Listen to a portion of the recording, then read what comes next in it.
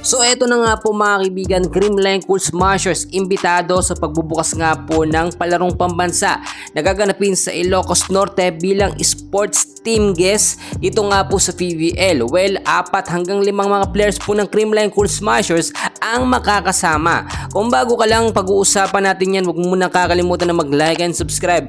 Maraming salamat po mga kaibigan.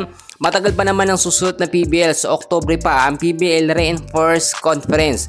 At sa ngayon ho ay ine-enjoy pa ng mga CCS player o CCS team natin ang kanilang bakasyon. Kasama na nga po dyan ang pagbabakasyon nila. Bali bukas sila mga kaibigan, no? Imbitado sila sa opening po ng palarong pambansa sa Ilocos Norte, no? At isa sila sa naimbitahan ang sports team po natin na Creamline Cool Smashers.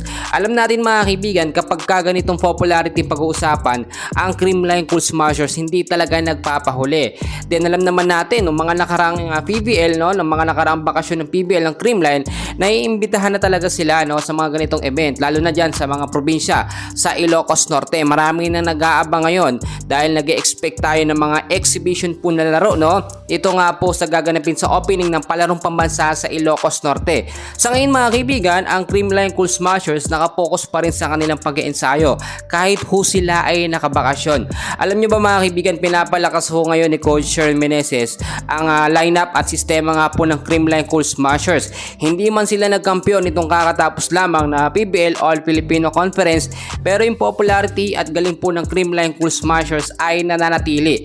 Pagpapatunay dyan ang pag-iimbita sa kanila mga kaibigan dito nga po sa palarong pambansa sa Ilocos Norte. So yung sinasabi na 4 hanggang 5 player po ang posibleng makakasama, sigurado na dyan unang-una eto nga pong si Alyssa Valdez. At pangalawang sigurado etong si Gemma Galanza, si Tots Carlos mga kaibigan, si Kyle Negrito, at asahan din natin yung iba pa na posibleng makakasama tulad na Michelle Gumabaw, si Bea De Leon at iba pang mga star player ng Creamline Cool Smashers.